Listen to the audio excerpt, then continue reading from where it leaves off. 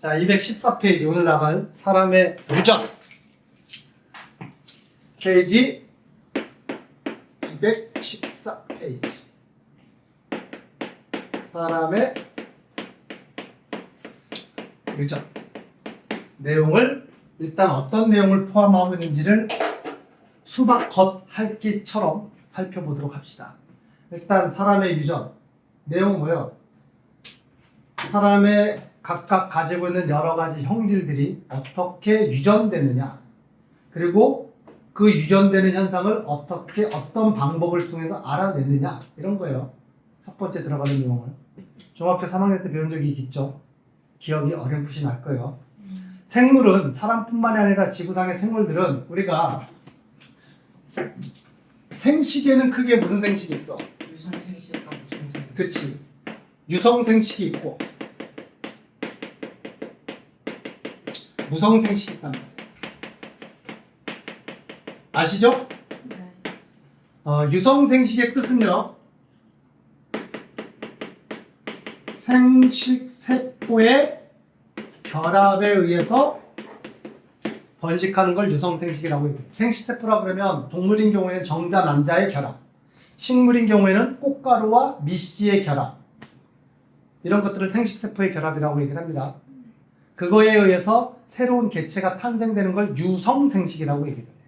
성이 있는 상태에서 번식을 한다, 이런 뜻이에요. 근데 무성생식은 뭐야? 생식세포 결합이 있다는 얘기, 없다는 얘기야? 생식세포 결합 없이 번식하는 걸 무성생식이라고 얘기해요. 그럼 무성생식의 대표적인 예가 머릿속에 떠올라요? 무성생식 대표적인 예가 뭐가 있겠니? 바이러스. 일단은 바이러스는 생식이라고 얘기를 안 하지. 바이러스는 생물이 아니니까. 그렇지. 일단은 단세포 생물들의 체세포 분열. 단세포 생물은 생식세포 자체를 만들질 않잖아. 단세포 생물은 그 세포 하나가 곧 뭐란 얘기야? 개체잖아. 그래서 얘는 단세포 생물은 체세포 분열이 곧 뭐야? 번식이에요. 그래서 무성생식의 대표적인 예가 단세포 생물의 체세포 분열, 또는 식물에서 무성생식하는 경우가 있잖아. 식물의 유성생식은 꽃을 통해서 씨를 만드는 게 유성생식이에요. 근데 식물이 꼭 씨를 통해서만 우리가 식물을 키울 수 있는 건 아니잖아. 뭔 방법을 통해서 키울 수도 있어. 꺾고지, 포기 나누기, 뭐 이런 거, 접붙이기. 뭔 얘기인지 아시겠죠? 그러니까 식물에서 뭐예요? 뿌리라든가 줄기라든가 잎을 이용해서 번식시키는 것들. 뿌리를 나누는 걸 포기 나누기라고 얘기를 하죠. 그죠? 줄기를 끊어가지고 꽂아가지고 심어가지고 하는 걸 뭐라 그래? 꺾꽂이라고 얘기를 하지.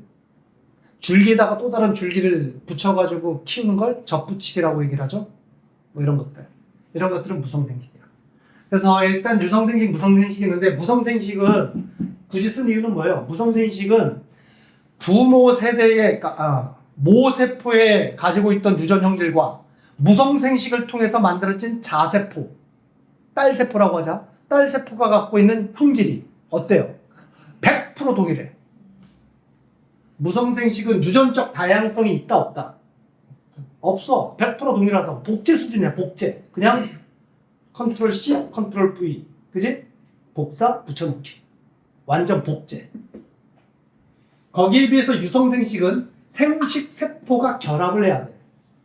생식세포 정자가 가지고 있는 유전자와 난자가 가지고 있는 유전자가 같아, 달라? 다르겠지? 얘네들이 조합이 돼서 또 다른 자식이 태어난단 말이야. 그러면 그 자식은 내가 가지고 있는 유전자하고는 당연히 어때요? 다르겠지. 부모 세대 유전자 다르단 말이야. 그래서 유성생식은 유전적 다양성이 뭐해진다? 다양해진다. 이런 특징을 가지고 있죠. 그래서 유성생식과 무성생식의 장단점이 있어요. 유성생식은 뭐 환경 변화라든가 아니면 급격한 뭐 주위의 변화가 일어났을 때 유성생식하는 생물들은 살아남을 확률이 어때? 높아요. 높죠. 물론 누군가는 죽겠지만 다른 유전자를 가지고 있는 변화되는 환경에 적응할 수 있는 유전자를 가지고 있는 애들은 살아남게 되겠지. 그런 환경 변화에 적응력이 생존력이 좋다. 무성생식은 환경 변화가 일어나면 복불복이지 100% 죽든가 100% 살든가 변화의 적응력이 좀 떨어진다. 대신 무성생식의 장점은 뭐야? 장점은 빠르다. 번식 속도가 빠르지. 생식 속도가 무지하게 빠르지. 단세포 생물들 기하급수적으로 늘어나잖아. 그지? 그런 게 이제 장단점이다. 라는 정도를 알아두도록 하시고요. 우리가 배우려고 하는 건 사람이기 때문에 뭔 생식에 대해서 배우는 거야? 유성생식에 대해서 배우는 거야. 유전자 조합, 결합에 의해서 다양한 어떤 형질이 발현되느냐, 발현되지 않느냐, 어떤 유전자를 가질 수 있느냐, 가질 수 없느냐 이런 것들에 대해서 배우겠다는 얘기야. 그 중에서 사람에 대해서 연구를 하겠다는 얘기지. 사람의 유전은 연구하는 게 쉬워, 어려워? 어렵지. 이건 그냥 말로 설명할게요. 사람의 유전 연구가 어려운 이유는 첫 번째 뭐예요? 수명이 길어요. 수명이 길면 오히려 좋은 거지. 세대가 길어요.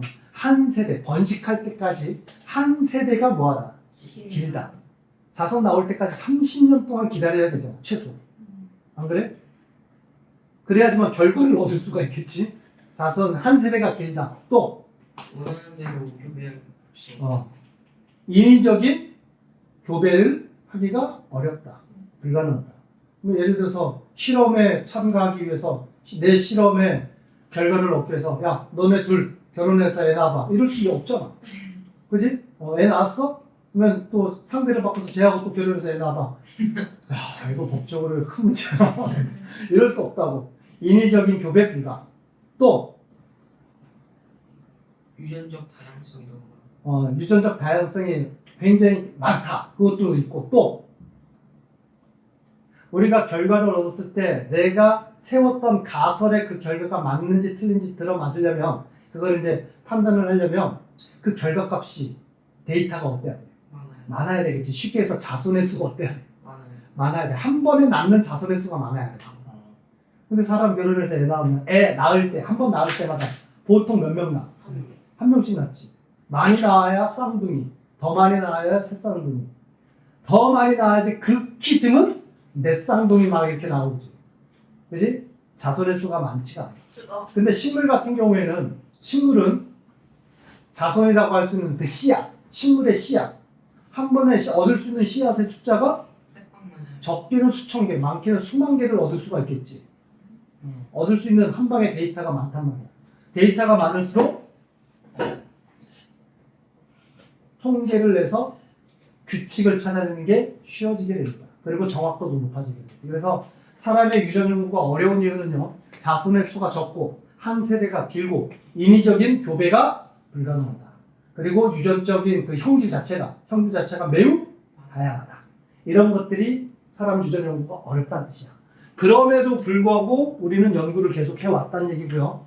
사람 유전 연구의 여러 가지 방법들이 언급되는데 뭐가 있어요?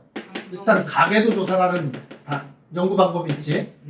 가계도 조사가 있고 뭐 두 번째 집단 조사가 있고요. 또는 집단 분석 아시겠죠? 또는 세 번째 쌍둥이 연구가 있고요. 하나 더, 네 번째 염색체나 앤드 유전자 연구가 있고 크게 하면 네 가지 연구 방법이 있다. 명칭만 알아두세요. 가계도 조사는 뭐라고 설명되면 이거 가계도 조사야. 가계도 조사는 한 집안을 조사하겠다는 뜻이에요. 어떤 집안? 특정 어떤 형질, 유전 형질을 가지고 있는 한 집안의 과정을 연구하겠다. 그래서 그 특정 유전 형질이 아버지 부계로부터 물려받는 것이냐 또는 모계로부터 물려받는 것이냐 아니면 부계 모계 상관없이 그냥 전달되는 것이냐 조사하는 게 가계도 조사야. 그래서 설명으로는 뭐라고 언급되면 가계도 조사야.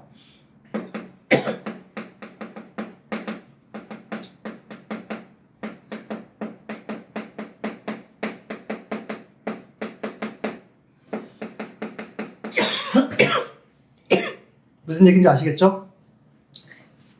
집단 조사는 뭐니?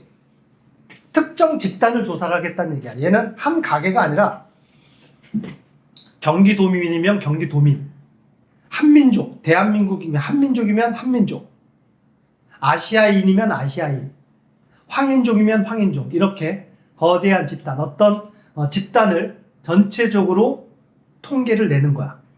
아시겠어요?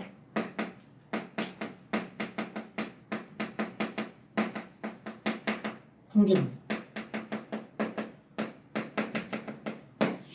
그걸 집단조사라고 얘기를 합니다. 됐죠? 그 다음에 쌍둥이 연구는, 야, 쌍둥이 중에는 무슨 쌍둥이가 있어? 일란성 쌍둥이가 있고 이란성이 있다. 일란성과 이란성은 어떤 차이인지는 아시죠? 일란성은 수가 한 개에서 나눠진 거고 일란성은 따로 나누는 거죠. 자, 일란성은 우리 가계도를 그릴 때 일란성 쌍둥이는 어떻게 그리자면 이렇게 그립니다. 가계도 그림 그리는 거 아시죠? 남자는 도형 뭘로 나타내? 네모. 여자는 세모가 아니라 동그라미. 그지? 그래서 예를 들어서 어떤 가계도를 그린다고 쳐. 아빠와 엄마 사이에서 태어난 자식이 예를 들어서 남자아이가 태어났고, 아시겠죠? 여자아이가 태어났고, 얘는 쌍둥이가 태어났다고 치자. 쌍둥이가 태어났는데 이렇게 표시가 돼 있다고 쳐. 또는 쌍둥이가 태어났는데 또 요번에 또 쌍둥이가 또 태어났어. 알겠지?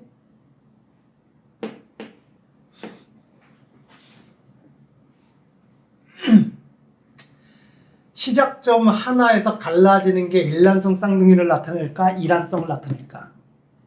이게 일란성을 나타내는 방법이야. 이란성은 이렇게 따로 표시를 하는 게 이란성이다. 무슨 얘기인지 아시겠어요? 아니다. 책에는 이렇게 하자. 얘는 처음부터 갈라졌어. 이게 이란성. 일란성은 처음의 시작은 하나. 이란성은 처음부터 두 개. 알겠지? 그래서 일란성은 이렇게 표시를 하고 이란성은 처음부터 두 갈래. 이렇게 표시를 합니다. 그러면 일란성 쌍둥이와 이란성 쌍둥이의 근본적인 차이는 뭐예요? 그림은 뭐 저렇게 나타난다고 치고 근본적인 차이는 일란성 쌍둥이는 뭐야? 이름 자체에서 일란 뜻이 뭐예요? 난자가 하나에서 출발한다는 뜻이야. 난자 하나와 정자 하나가 결합을 했어. 그러면 원래 몇 명의 아이가 태어나야 돼? 한 명이 태어나야 되는데 난자 하나, 정자 하나가 결합해서 그러면 완벽한 하나의 체세포가 만들어지잖아. 체세포 하나가 만들어져서 여기서 체세포 분열을 한단 말이야. 체세포 분열하면 세포 몇 개가 되겠니? 딴 세포 두 개가 됐겠지. 근데 이 상태에서 떨어지는 거야. 이 상태에서 분리가 돼. 그래서 각각 가게 되는 거지. 그러면 일란성 쌍둥이가 되는 거야. 그러면 일란성 쌍둥이는 유전적 구성이 없대요. 100% 일치. 그래서 일란성 쌍둥이는 유전자가 동일해요. 그래서 일란성 쌍둥이는 남자면 남자아이가 태어나고 여자면 여자아이가 태어나야 되는 거야. 그리고 성격도 거의 뭐예요? 비슷해. 생긴 모양도 어때요? 완전히 거의 비슷하지. 구별하기 힘들 정도. 그게 일란성이야. 이란성은 난자가 몇 개였단 얘기야. 여기서 2는 달을 이자가 되겠지. 두 개의 이자, 숫자 얘기라기보다는 달을 이자야. 서로 다른 난자가 원래 붙어 있었어. 그 각각의 난자에 각각의 정자가 이제 들어가는 거지. 그러면 원래부터 처음 만들어진 체세포의 개수 자체가 하나가 아니었지. 서로 다른 체세포가 원래부터 만들어진 거야. 그 상태에서 이제 크는 거지. 그러면 이 아이와 이 아이는 임신을 해서 출산할 때까지 뭐 시기는 비슷하지만 원래부터 다른 아이였다는 얘기잖아. 유전자 자체가 어때요? 이란성은 완전히 달라. 같을 이유가 없어. 조금이라도 100% 같은 가능성 있나요? 없어. 무조건 달라. 알겠니? 이란성은 그렇다는 뜻이야. 되셨어요? 그러면 그 쌍둥이 조사, 일란성 쌍둥이, 이란성 쌍둥이 조사하는 목적은 뭘까? 이런 거예요. 어떤 유전 형질이 있어. 사람한테 발현되는 유전 형질이 있는데 이게 환경적인 영향에 의해서 형질이 발현되는지 100% 유전에 의해서 발현되는지를 확인하고 싶어. 그때 쌍둥이 연구를 하면 된다는 얘기야. 예를 들자면 알코올 중독이라고 하는 어떤 병이 있다고 치자. 알코올 중독병이 있어. 이 알코올 중독이라는 병이 유전 때문에 알코올 중독이 일어나는 건지 이 사람이 살아왔던 환경 때문에 알코올 중독이라고 하는 병이 발견되는지를 확인하고 싶어. 일란성 쌍둥이를 주소하면 되겠지. 똑같은 유전자를 가지고 있는 일란성 쌍둥이를 서로 다른 환경에서 자란다고 치자. 근데 한 쌍둥이는 알코올 중독에 걸렸어. 근데 한 쌍둥이는 다른 쌍둥이는 알코올 중독에 안 걸렸다고 치자. 그러면 알코올 중독은 유전에 의한 영향이 크다는 얘기야, 환경에 의한 영향이 크다는 얘기야. 환경적 영향을 많이 받는다라고 결론을 내릴 수가 있다는 얘기야. 그런 것들을 조사할 때가 쌍둥이 연구야. 그러니까 어떤 형질에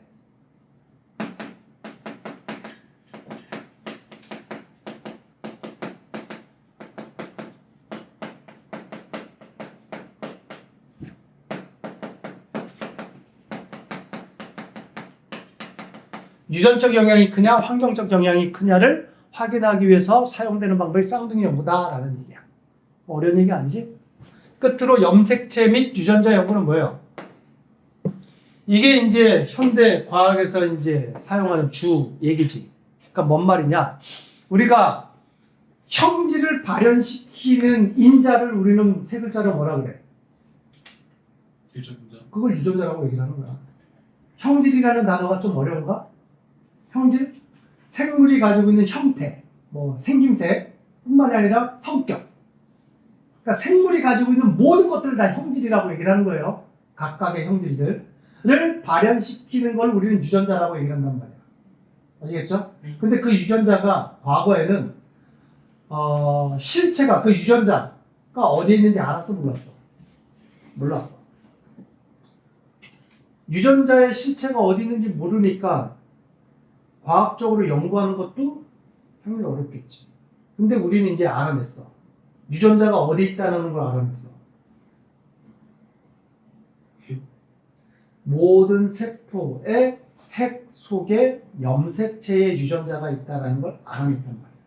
알아냈으면 그 유전자의 발현을 연구를 하려면 본질적으로 이제 연구를 하면 되겠지. 뭘 연구를 한다는 거야? 염색체를 연구를 하는 거야. 그리고 염색체 안에 더 디테일하게 염색체에 구성되어 있는 염기 서열들.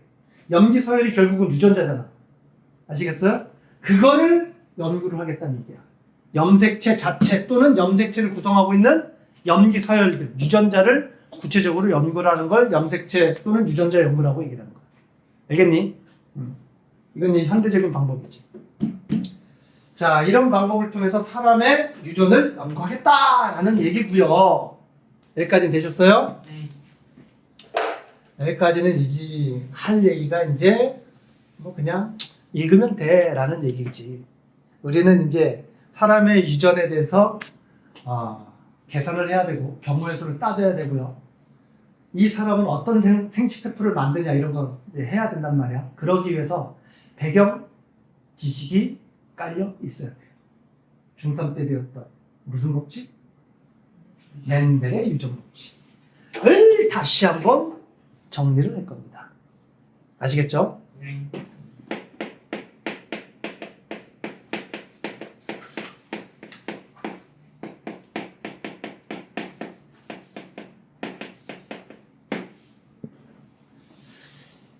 자, 스토리를 한번 짜보자.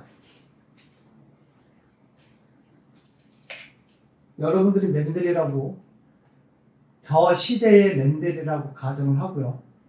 내용은 알잖아. 멘델이 뭘 가지고 유전 연구 실험을 했는지는 아시죠? 뭘 가지고 했대? 완두콩 가지고 했대. 그지? 완두콩을 선택한 이유는 뭐 때문이야? 세대 가장 흔하니까. 일단은 흔하니까. 주변에 놀린 게 완두콩이고. 그리고 기르기도 어때? 쉽고. 한 번 길렀을 때 얻을 수 있는 씨앗의 숫자도 어떻고 많고. 그래서 실험 재료로 좋았다는 얘기가 되겠지. 시간도 남아도니까. 멘델의 직업은 뭐였는지 알죠? 직업은 백수였어. 내가 표현을 백수라고 하는데 멘델은 수도사였어요. 수도원에서 신을 섬기면서 지내는 그 사람을 수도사라고 얘기를 하지. 시간이 뭐 남아도는 건 아니었지만 그래도 짜투리 시간에 텃밭에다가 완두콩 심어가지고 완두콩을 조사하고 그랬다는 얘기야. 기억나시죠? 멘델이 뭐 가지고 실험을 했는지는 아시죠? 일단은 완두콩의 종류가 중상 과정에서 언급된 완두콩의 종류가 뭐 있었어? 둥근 완두, 주름진 완두. 그러니까 완두콩의 모양에 따라서 둥근 완두가 있었고 표면이 주름진 완두가 있어. 얘가 말라 비틀어져서 주름진 거 아니에요. 원래 표면이 주름진 완두가 있다는 뜻이야. 또는 색깔도 다른 완두콩이지. 색깔도 크게 몇 종류가 있었니? 두 종류가 있었어요. 색깔. 색도 황색이 있고 노란색. 그 다음에 무슨 색이 있었어? 완두콩의 표면 색깔이 초록색이 있었다고. 알겠니? 그러면 완두콩의 종류에는 지금 요 정보만 가지고 했을 때 완두콩의 종류는 총 몇 가지가 가능하니? 일단 요 정보만 가지고 있을 때 완두콩의 종류는 총 몇 가지가 가능해? 네 가지가 가능해요. 어떤 완두콩이 가능해? 이런 거 뭐야? 둥글면서 노란색. 또는 이런 거 뭐야? 주름지면서 노란색. 또는 이런 거 둥글면서 초록. 초록이 잘 구분이 안 되나? 노란과 초록이 별로 그 차이가 안 나지? 색깔을 좀 그러면 이제 파랑으로 할게. 파랑으로 그리고 색은 초록이라고 합시다. 둥글면서 초록. 그러면서 또 뭐도 있어? 주름지면서 초록. 네 가지가 가능해요. 무슨 얘기인지 아시겠죠? 이거 가지고 교배 실험을 하면서 멘델이 패턴을 찾아냈다는 얘기야. 그게 멘델이 찾아낸 유전 규칙이야. 물론 자 여러분들 보고 멘델의 이입을 해서 감정이입을 해서 멘델이라고 생각해보라 그랬잖아. 뭘 생각해? 멘델 저 당시에 염색체, 유전자의 실체 알아 몰라? 몰라. 그냥 실험 결과만 가지고 상상의 나래를 펴야 돼. 알겠니? 그래서 생각을 한번 해봐, 얘들아. 일단 모양만 보자. 모양만. 색깔 보지 말고 모양만 보자. 둥근 완두와 주름진 완두가 있는데 얘를 교배를 시켰어. 교배를 시켜서 씨앗을 얻었단 말이야. 그랬더니만 씨앗이 100% 다 뭐가 나왔대? 이렇게 나왔다고 치자. 일단 이 결과로 여러분들 무슨 상상을 할 수 있어? 어떤 상상을 할 수 있겠니? 응? 이 결과 딱 보면 아니 이게 결과가 이렇다면 여러분들 한번 생각을 해봐. 이 결과 가지고 여러분 무슨 상상을 할 수 있겠니? 아, 주름진 거는 자손한테 전달이 되지 않는구나 라고 생각할 거 아니야. 안 그래? 여기서 뭐 더 얻을 수 있는 정보가 있어? 없어? 없잖아. 둥근 놈과 주름진 놈을 교배해서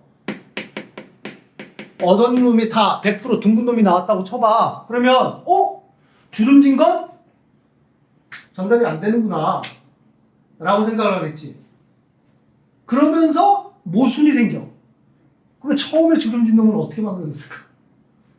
처음부터 주름진 놈이 있었다는 얘기는 얘는 뭐야? 뭐 경우에 따라서 가끔 뭐 어떤 패턴 없이 그냥 나타나나? 뭐 이런 생각을 할 수가 있어요. 그래서 이렇게 얻은 둥근 놈들을 이렇게 얻은 둥근 놈들 자손은 다 둥근 놈이 나왔다는 얘기야. 그지? 그렇게 얻은 둥근 놈들끼리 교배했어. 예상. 요번에는 둥근 놈 교배했으니까 나오는 자손은 다 100% 뭐가 나올 거라고 예상하겠어?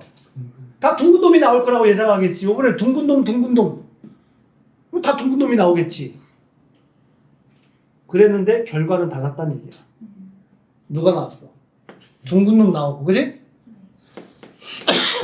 또 뭐 둥근 놈도 나오고, 또 둥근 놈도 나오지만 뭐도 나왔다는 얘기야? 주름진 놈이 나왔다는 얘기야. 이거 가지고 그러면 뭔 생각을 하겠니?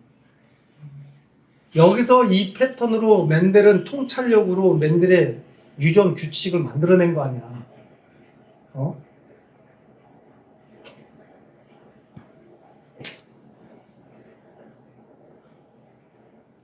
결론적으로 결과값만 우리가 그냥 받아서 암기하지 말고 니들이 맨들이라면 이 결과로 어떤 규칙을 얻을 수 있는지 한번 생각을 해보라고.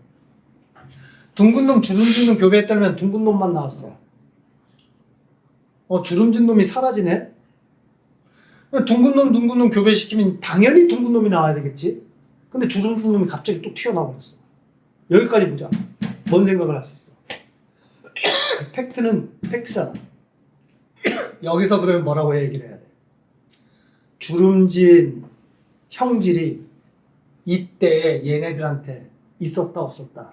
있었는데 나타난다 안 나타난다? 숨겨져 있다 라고 가설을 세워야 돼.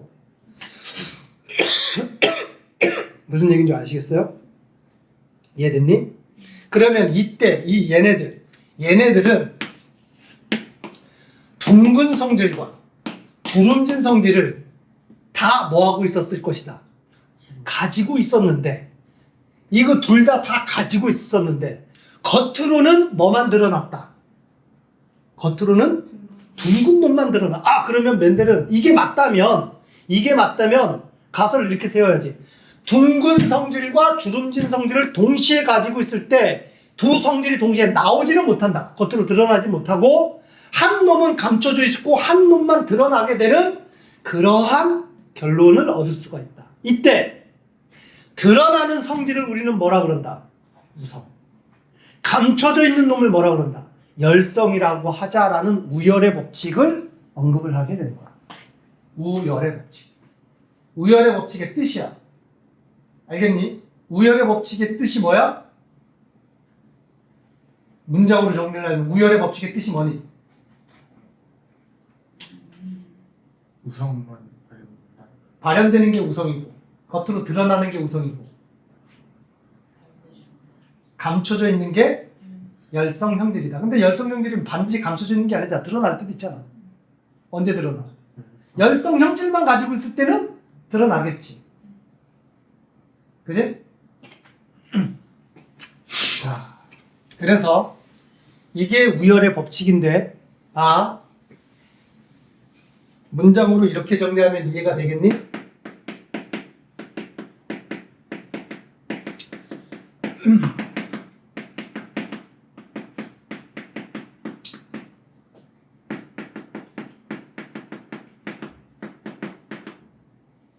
하나의 형질을 결정하는 유전자가 최소 몇 개 있다는 뜻이야?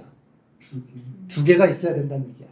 한 형질을 결정하는 두 개의 유전자 중에서 하나의 형질을 결정하는 유전자가 두 개가 반드시 존재해야 된다는 뜻이야. 반드시. 그 중에서 겉으로 드러난 유전 형질이 뭐다? 우성이고 겉으로 드러나지 않고 감춰져 있는 유전자가 뭐다? 열성이다. 두 개의 유전자 중에서 겉으로 드러나는 형질이 우성이다. 알겠니? 좀 더 디테일하게 다듬자, 문장을. 한 형질을 결정하는 두 개의 서로 다른 대립 유전자 중에서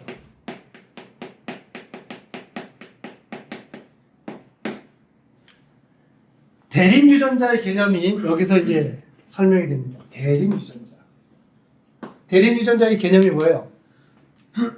이 앞에 설명한 얘가 대립 유전자. 하나의 형질을 결정하는 두 개의 유전자를 대립 유전자라고 얘기를 하고, 자, 그리고 대립 유전자라는 단어는요 반드시 이거하고 연관되어 있는 단어예요. 대립 유전자 이꼴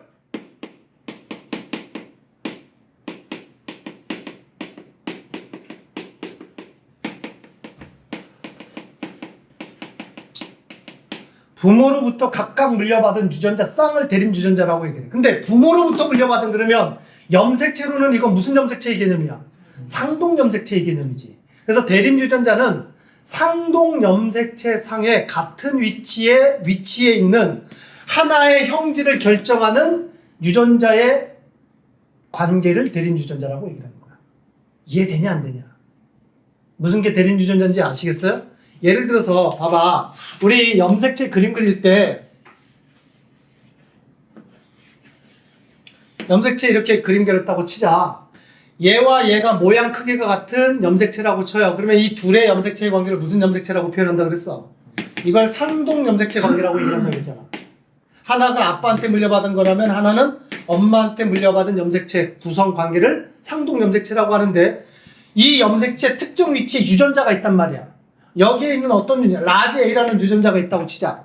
알겠지? 그러면 같은 위치에 여기에 있는 유전자가 얘와 얘가 대립 유전자다. 맞아 틀려? 아니라고. 대립 유전자는 그래서 위에 썼잖아. 부모로부터 물려받은. 그러면 얘 아빠 이거 복제 관계잖아. 그럼 여기는 당연히 유전자의 구성은 뭐예요? 라지 A만 가능해. 스몰 A 돼? 안 돼? 안 돼. 알겠니? 그런데 얘는 누구한테 물려받은 염색체야? 엄마한테 물려받은 염색체야. 그러면 엄마한테 물려받은 염색체 중에서 요 부위에는 어떤 유전자가 있어야 돼? A와 같은 형질을 발현시킬 수 있는 유전자가 있어야 돼. 근데 그 유전자가 라지 A일 수도 있고 아니면 뭐일 수도 있다는 얘기야. 스몰 A일 수도 있겠지. 만약에 이게 스몰 A라고 쓰자. 여기도 당연히 뭐가 있어야 돼? 스몰 A가 있겠지? 이때 이 유전자와 이 유전자의 관계를 우리는 무슨 유전자라고 얘기를 한다고? 대립 유전자라고 얘기를 하는 거야. 대립 유전자.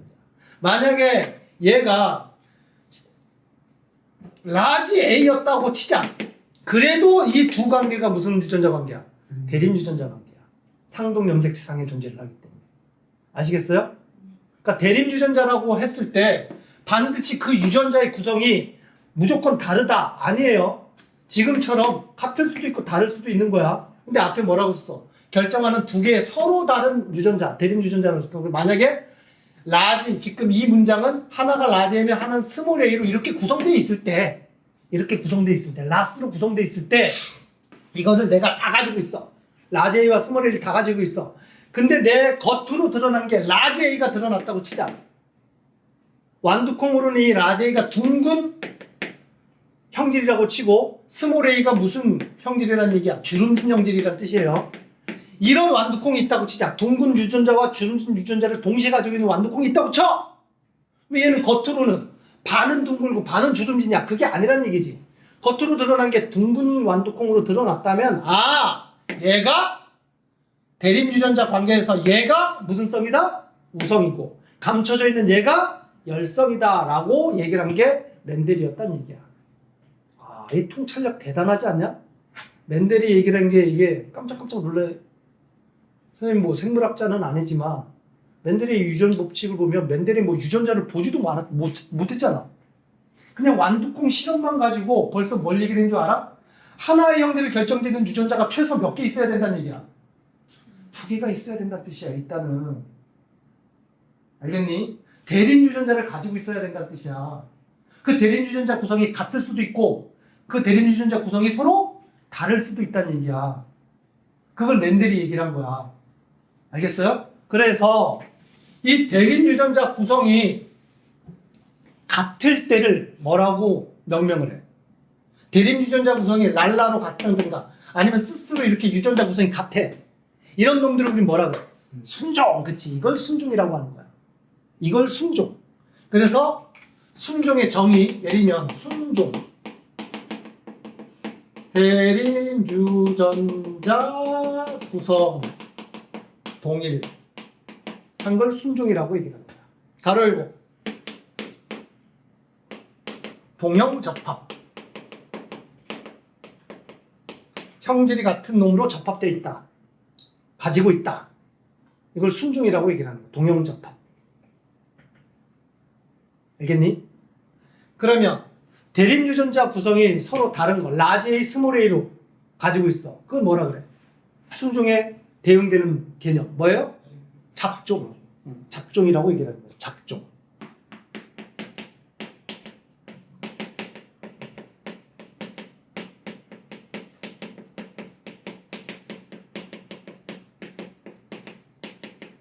이거를 다른 말로 뭐라 그래? 이형 접합이라고 얘기합니다. 다를 이자란 뜻이야. 형태가 다른 놈들끼리 접합되어 있다. 가지고 있다. 이형접합. 잡종과 순종 무슨 뜻인지 아시겠죠? 그래서 멘델이 처음에 둥근 놈과 주름진 놈을 가지고 실험을 했을 때 봐봐 이제부터 둥근 완두와 주름진 완두를 가지고 교배 실험을 했을 때 멘델이 이제 이런 내용들을 쭉 정리하고 여기다가 알파벳으로 표현한다면 이렇게 되는 거야. 둥근 놈을 라지 I D로 쓸게. 주름진 유전자는 뭐라고 표기를 할까? 스몰 r로 표기를 할 거예요. 아시겠죠? 그렇게 하자라고 약속하자. 근데 그 형질을 결정짓는 유전자는 최소 몇 개 가지고 있어야 된다고? 2개 가지고 있어야 돼. 그래서 여기에다가 라지 R을 몇 번 써줘야 돼? 2개를 써줘야 돼. 이게 우성 순종을 가지고 있었다라고 표현하는 거야. 그리고 열성이 나타났다는 얘기는 열성은 무조건 순종일 수뿐이 없겠지. 얘가 겉으로 드러나려면 20알만 가지고 있었어야 돼. 스. 얘는 열성 뭐라고 표현해? 순종을 가지고 있었다. 그래서 얘네들이 교배를 했는데 교배 실험에서 얻은 애들은 몇 세대라고 얘기했지? 1세대라고 얘기를 한단 말이에요. 부모 세대, 1세대. 근데 잡종이 되겠지. 잡종 1세대가 태어났다고 쳐봐. 근데 결과가 싹 다 뭐만 태어났다고? 싹 다 둥근 놈만 태어났대. 그러면 얘는 유전자가 뭘 가지고 있어야 된다는 얘기야? 라지알은 가지고 있어야 된다는 얘기지. 그러니까 둥근 놈이 태어났고 뒤에는 뭘 가지고 있었을까? 얘가 이거였다면 잡종 1세대가 이거였다면 잡종 1세대를 교배해서 또다시 얻은 잡종 2세대 자비세대 또한 뭐만 나올 수뿐이 없어. 둥근 놈만 나올 수뿐이 없잖아. 근데 결론은 뭐였어? 잡종 2세대에서 갑자기 무슨 놈이 튀어나왔어? 주름진 놈이 튀어나왔다고. 그게 팩트라면 얘네들이 이러면 안 되겠지. 그래서 얘네들이 뭘 가지고 있었어야 돼? 이걸 가지고 있었어야 돼. 이걸 멘델이 통찰력으로 이걸 돌파해 나갔다는 얘기잖아. 대단하지 않냐? 이런 생각을 했다는 게. 이해돼? 그러면 잡종 2세대에서는 경우의 수, 조합이 뭐가 가능해져? 어떤 놈이 튀어나올 수 있어? 순종. 둥근 놈, 주름진 놈. 확률상. 그지? 이 둥근 놈은 유전자 구성이 어떻게 돼야 돼? 지알. 얘와 얘가 조합돼서 랄라가 되겠지. 그지? 그 다음에 얘는 얘와 얘가 조합이 돼서 라스가 되겠지. 유전자 구성이. 그 다음에 얘는 또 경우의 수가 얘와 얘가 조합이 돼서 대문자부터 써준다. 라스가 되겠지. 그 다음에 마지막 경우의 수는 얘와 얘가 조합이 돼서 스스가 되겠네. 그래서 주름진 놈이 될 것이다. 라고 통찰력을 발휘했다는 얘기야. 대단하지 않냐? 그래서 우열의 법칙은 어디서 알 수 있어? 우열의 법칙. 일단 여기서도 우열의 법칙을 알 수가 있지. 부모 세대가 다 둥근 놈인데 요 관계에서는 부모 세대가 둥근 놈인데 갑자기 누가 튀어나왔어? 주름진 놈이 떡하니 튀어나왔어. 그러면 부모 세대에서 이 주름진 형질이 뭐에 있었다? 숨겨져 있었다. 열성이었구나. 이게 우열의 법칙인 거지. 그리고 우리는 여기서 명언 하나를 얻을 수가 있죠. 어떤 명언을?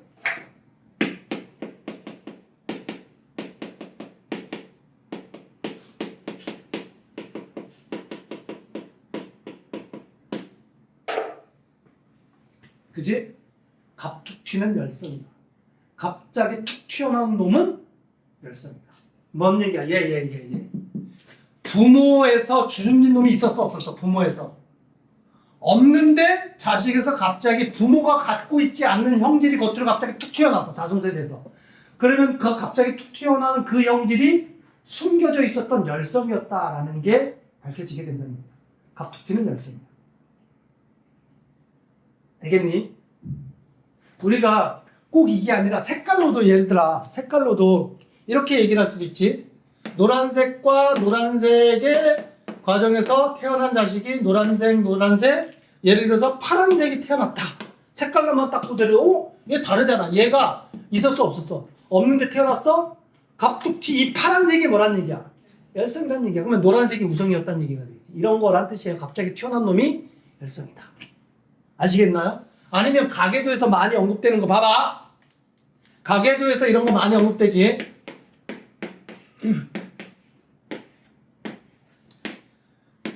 비금 쳐져 있고 비금 쳐져 있는데 비금이 얘네들이 안 쳐져 있어. 딱 보더라도 부모 세대는 다 비금을 가지고 있는데 얘네들은 비금이 없네. 비금 없는 게 갑자기 뭐 한 거야 지금? 비금 없는 깨끗한 애들이 튀어나왔지. 비금 없는 게 뭐란 얘기야? 열성이란 얘기야. 갑툭튀는 이런 데 이제 써먹는 거예요. 그래서 무슨 얘기인지 아시겠죠? 자, 그리고 얘들아 멘델이 참 대단하다는 게 또 여기서 뭐 안 보이니? 뭐 여기서 또 안 보여?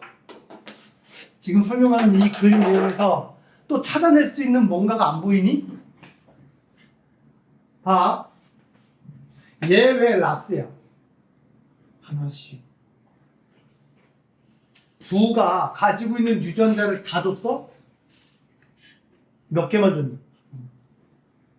하나만 줬지. 근데 얘를 줬어? 얘를 줬어?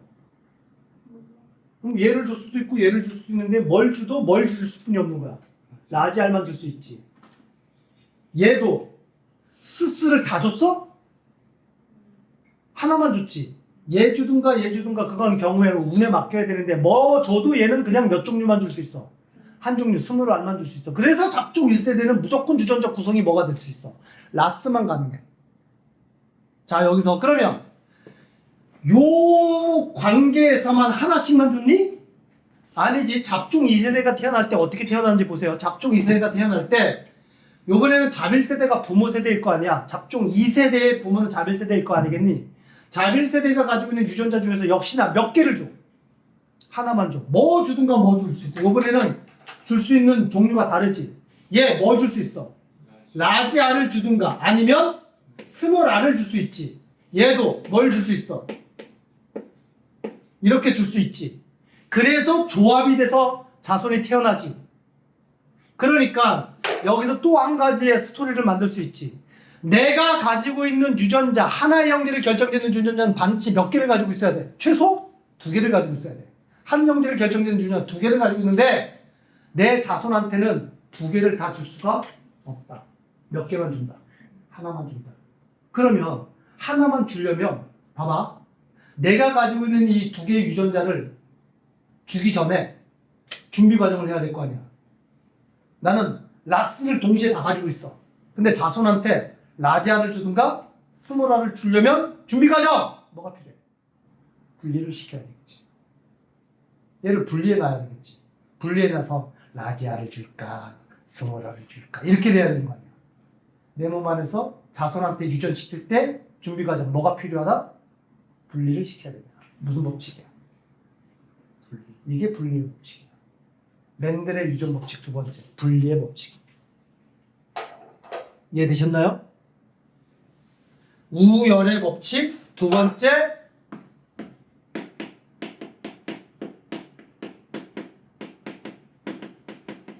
분리의 법칙. 분리의 법칙을 문장으로 정리할 수 있겠니? 뭐라고 정리하면 되겠니? 책에 있는 거 그 뭐 교조주의적으로 요것만 분리의 법칙이요라고 외우는 게 아니라 지금 설명했잖아. 분리의 법칙이 뭐야?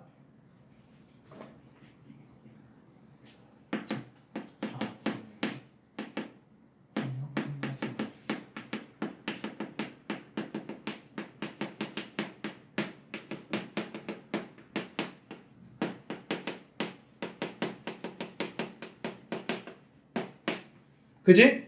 그 다음에 뭐라고 정리하면 돼? 대립 유전자 중 하나만 분리해서 분리라는 분리의 법칙에서 분리라는 단어를 넣어주면 좋겠지. 두 개 중 하나만 자손한테 뭐 한다? 전달한다. 그러기 위해서 분리해야 한다. 드림 유전자 중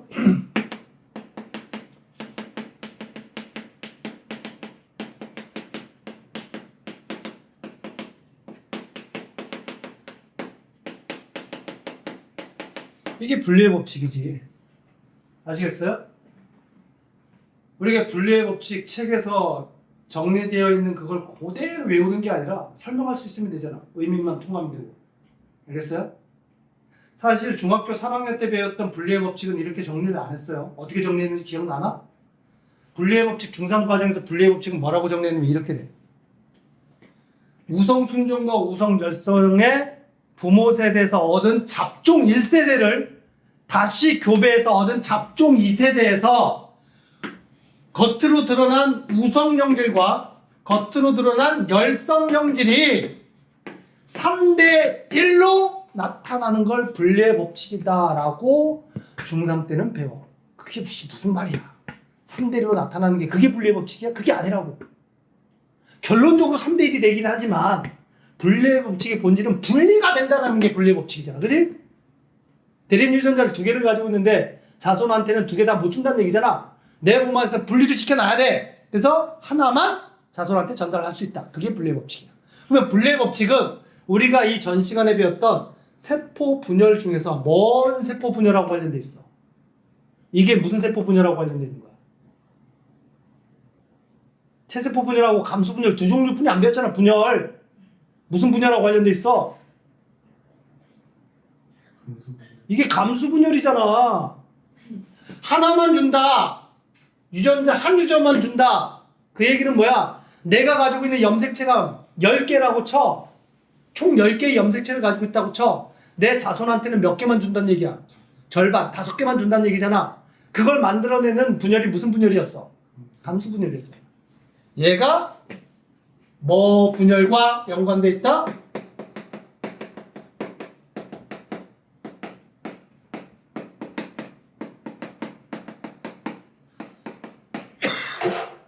멘델은 염색체 알았다고 몰랐다고?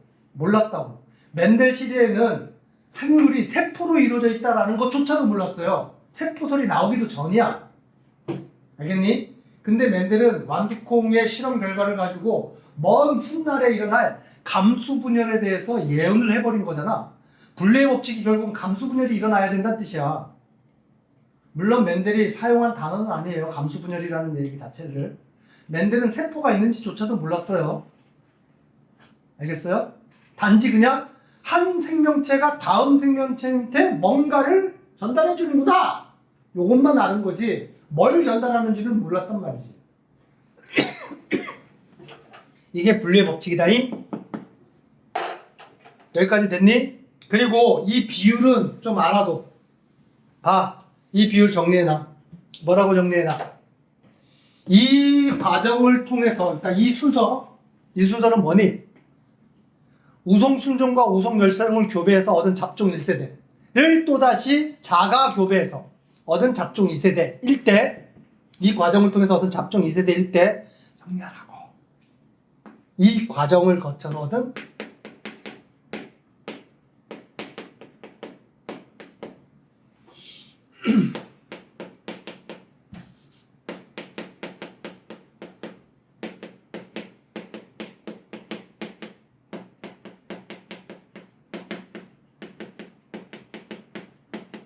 몇 대 몇이야? 이거 정리하라고. 겉으로 드러나는 우성과 열성의 비율은 몇 대 몇이야?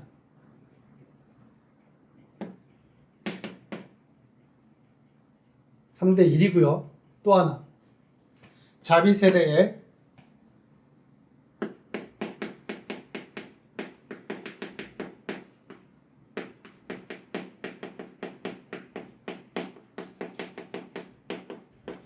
가지고 있는 유전자의 구성비는 몇 대 몇 대 몇이 만들어지냐? 잡종 2세대가 가지고 있는 유전자의 형질은 총 몇 가지가 만들어졌어? 대답을 해봐. 잡종 2세대의 유전자 구성은 몇 가지야? 세 가지지. 랄라와 라스와 스스. 세 가지야. 랄라, 라스, 스스. 세 가지고요. 이 비율이 몇 대 몇 대 몇이다? 이 비율이 1대 2대 1이다. 이 값은 암기를 해두도록 하세요. 알겠니? 다시 겉으로 드러나는 우성과 열성의 비율이 3대 1이라는 얘기는 4분의 3이 우성이고 4분의 1이 열성이라는 뜻이죠. 3대 1이라는 뜻은. 그 다음에 가지고 있는 유전자의 구성이 랄라, 라스, 스스의 구성이 1대 2대 1이라는 얘기는 4분의 1이 랄라고 4분의 2가 라스고 4분의 1이 스스란 뜻이에요. 여기까지 되셨나요? 그리고 여기서 쓰는 명칭 겉으로 드러나는 이라는 얘기가 무슨 형이라고 표현을 해? 이거를 표현형은 이라고 얘기를 하는 거고, 표현형은 그러니까 우성이라는 얘기는 둥글다, 열성이라는 얘기는 주름지다 이런 뜻이에요. 그 다음에 가지고 있는 유전자의 구성이라는 얘기는 문장, 그러니까 단어로 뭐라고 그래? 무슨 형이라고 얘기를 해? 유전자형은 이라고 얘기를 하는 거예요. 여기까지 이해됐니? 됐어요? 잠깐 익숙해지기 위해서 이거 해보자. 완두콩에는 둥근 놈 주름진 놈 말고 색깔로도 있다 그랬지.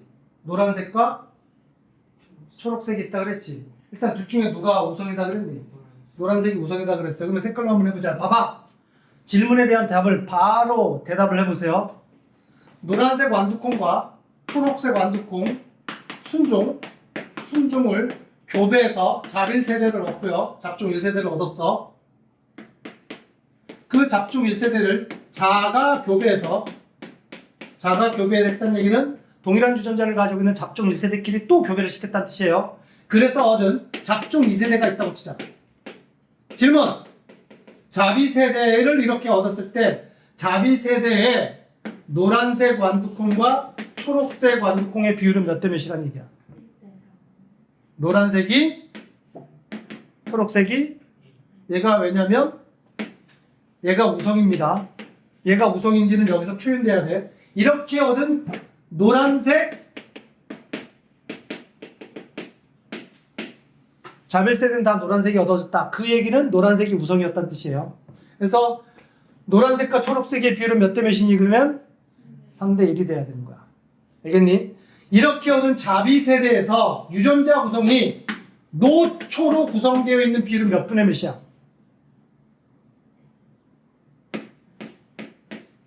4분의 2지. 왜냐면 자비 세대의 유전자 구성은 노 또는 노초 유전자 구성 또는 초초 유전자 구성이 되어 있어야 될 거 아니야. 세 종류잖아. 문자기로 쓰면 노란색을 대문자 Y로 쓴다면 랄라 노초는 어떻게 써야 돼? 라지 Y 스몰 Y로 쓰는 거야. 초록색이니까 G라고 쓰는 거 아니에요. 열성이니까 스몰로 쓰는 거예요. 그러면 초초는 어떻게 써야 돼? 스스로 써야 되겠지. 이 비율에서 얘 물어본 거잖아. 노초 몇 분의 몇이어야 된다는 얘기야. 4분의 2가 나와야 된다. 바로 튀어나와야 돼. 아시겠어요? 무슨 법칙이라고 지금 설명한 거야? 지금? 분리의 법칙. 여기까지 되셨어요?